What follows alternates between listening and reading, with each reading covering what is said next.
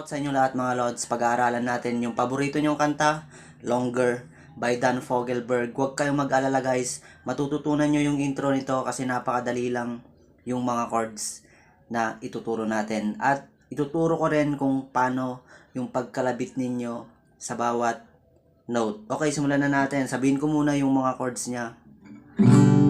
Okay, bale G, tapos A minor, B minor, C. Yan, bali ang apat na chords na yan, tatlong beses na uulitin. Tapos pag naulit na yung naulit na ng tatlong beses yan, mag-B flat ka na, A minor, G. Tapos yung buntot niya na ganito, C, D lang. Okay, bale, di ba, naka-formation ng C yan. Iusad mo lang dito. Yan, sa 3rd fret. Parang D din yan. Pero, pwede naman kung ganitong normal na D yung gamitin nyo. Okay, tirahin muna natin siya ng strumming guys ha, bago natin ituro yung semi-plucking na ginawa ko kanina.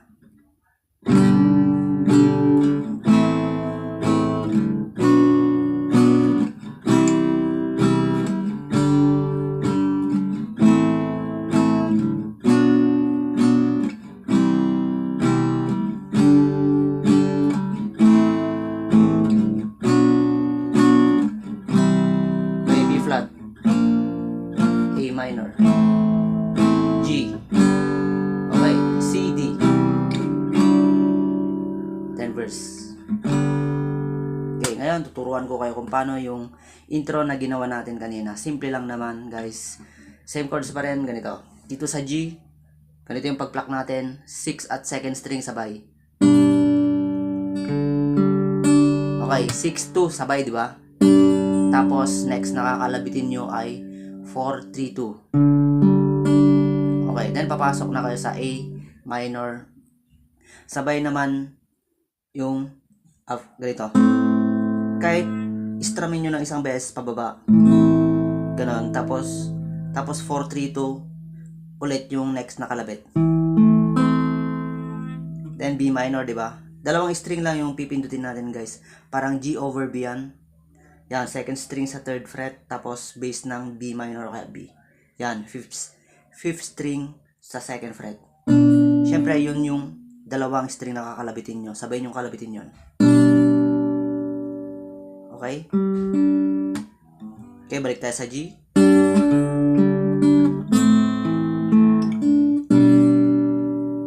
Okay? Then, 4-3-2. Guys, huwag nyo kalimutan yung 4-3-2 na isunod na kalabitin, okay? Tapos C, ang sabay nyong kakalabitin naman dito ay yung bass ng C, 5th string at 1st string yung magkasabay guys ha. Hindi 2nd string yung kasabay dito sa part ng C, yung 1st string. 5th at 1st string magkasabay. Tapos 4-3-2. Tapos sa 2nd round tayo, ganun ulit. Balik ka sa G, 6-2. Tapos A minor, ganun ulit. Tapos sa B minor, merong naiba ng konti guys. Ganito yung magiging tunog niyan. Okay. Una, nakapindot yan, di ba? Kinalabit ko. Tapos sinabay kong kinalabit yung bass ng B. Ganito. Tapos 1st string guys, open. Then 1st string ulit pero nakapindot na sa 2nd fret. Patungong 3rd fret. Yan, bale ganito. Ito yung daliring ginamit ko, yung ring finger. Di ba ganito yung position ng B minor? Okay, yung pinampindot ko na dyan, yung middle finger ko, yung, sa 1st string guys. Tapos, sa 3rd fret na 1st string, pinampindot ko dyan ay yung aking hinliliit. Parang magiging C add 9 na yan. Ganito. Okay, then bass ng C. Ganun siya. Tapos 4-3-2. Okay, ulitin natin yung pangalawang round.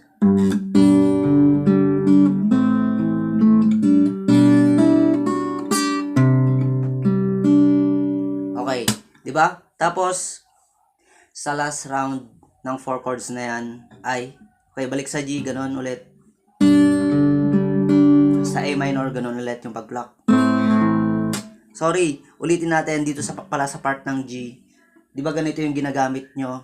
Usually na G, di ba? 4 na string. Ngayon, dito sa pangatlong round, ay naka-open yung second string dyan. Alisin nyo yung ring finger nyo. Yan. Tapos, ganun pa rin yung pagkalabit. A minor, ganun pa rin. Yun, parang nag-normal ka na. Yung pareho din sa unang round kanina. Pero ang nagkaibaan lang ay inopen ko yung second string sa third round. Okay, nag-gets nyo guys? O, diba? Natapos na yung tatlong round na yun. Ngayon, mag-B-flat tayo. Ganito yung gagawin natin.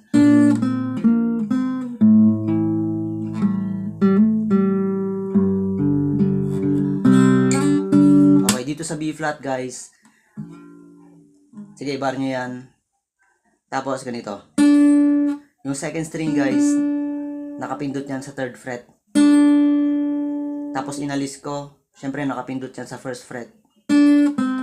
Yon, tapos third string sa third fret ulit. Ganito yung tunog yan. Pero sinabay ko dyan guys yung bass ng B-flat, yung fifth string, first fret. Tapos, balik sa second string ulit sa first fret. Ganito. Tapos, mag-A minor ka na. Diretsong kalabit na yung bass ng A minor. Ganito. Okay. A minor. Tapos, yon. Yung third string guys, di ba naka A minor position yan. Inalis ko yan. Yung third string, 'di ba, yung ring finger nakapindot diyan, ninalis ko, tapos hinammer ko. Tapos alis. 'Yon. Tapos G. Pluck pababa. Tapos C at D. Pailitin natin sa part ng B flat.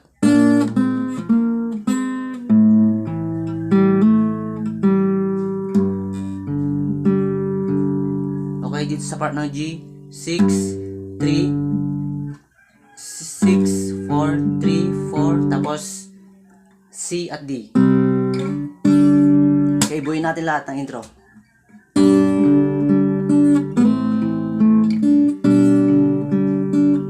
Yun, unang round.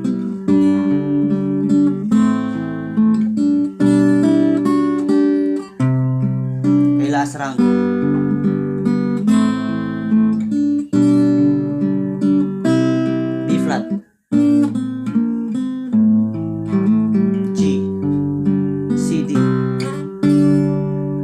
Okay, sa unang verse niya guys ay pareho yung chords dun sa intro na ginawa natin. Okay, tignan natin.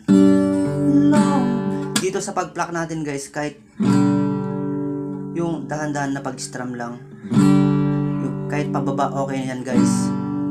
Tapos pag kabisado yung mga chords nito, kahit pwede siyang, kahit simpleng plucking lang, pwede.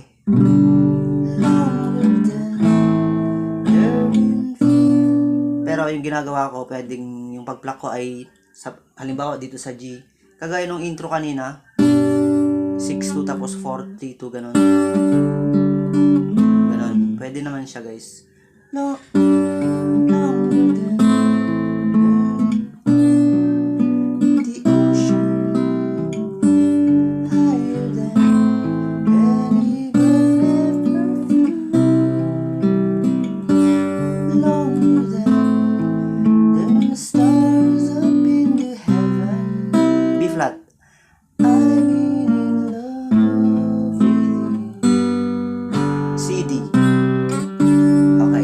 Sa part ng second verse niya guys, same pa rin ng mga chords niya, pero wala nang sa dulo wala nang C at D. Di ba pag nakarating ka na sa G ay magko-chorus ka na doon. Okay, tugin natin.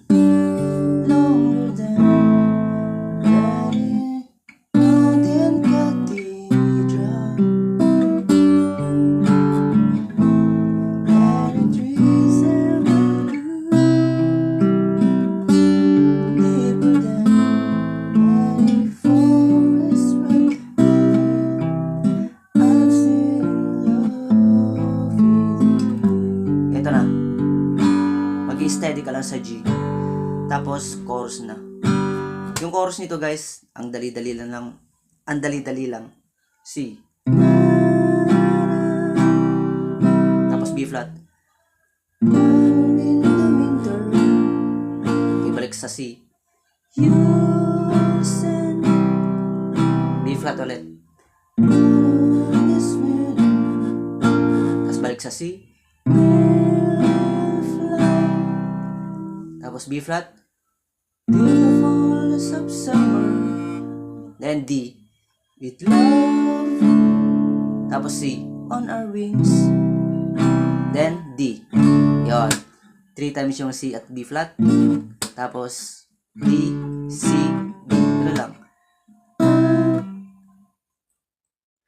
Kung gusto nyo guys, pag dito sa C, di ba? Pwedeng mag C, sus 2 kayo. Idamay yung yan, pindutin nyo first string sa first fret. Bale, pinindot nyo, binar nyo yung first at second string na yan. Ganito.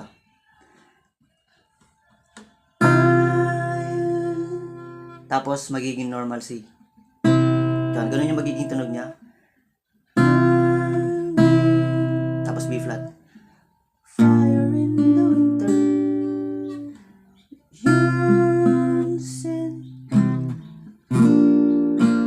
Pero kung di nyo kaya guys, kahit normal C lang.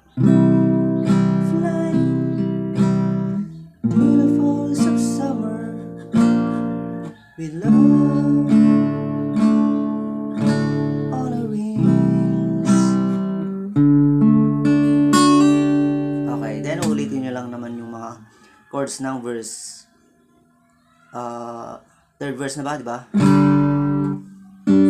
Through the years, to be mellow,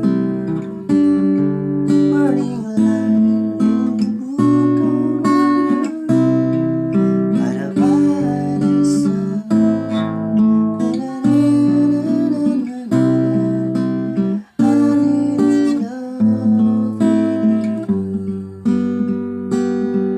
then instrumental guys ang next dito, 'di ba? Ang chords nun same ng chords ng chorus.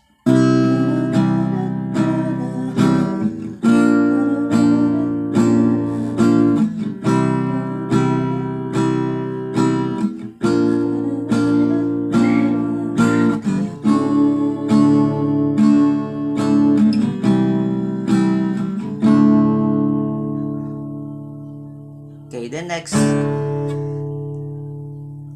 parang ulitin na naman yung lyrics ng unang verse, di ba? Ganun ba? O, uulitin ba yung chorus doon? Basta kung hindi ko kasi guys, hindi ko kasi masyadong kabisado yung song. Pag inulit yung chorus, edi ulitin yung chorus, di ba? Pero ang pagkakaalam ko, parang uulitin na lang yung unang verse dito. Parang doon na matatapos yung kanta.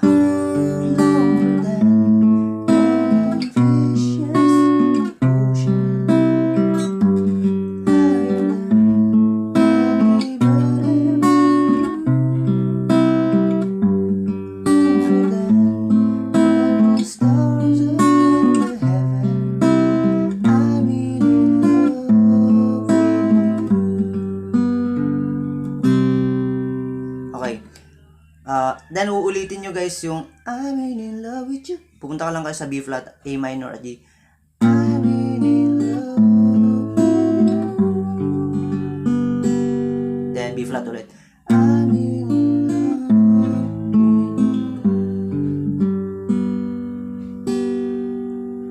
Yun, ganun lang guys yung longer. Okay? Sana may natutunan ulit kayo at huwag kalimutan mag-subscribe. At i-bell all nyo na rin kung gusto nyo. Okay guys, salamat. Bye-bye.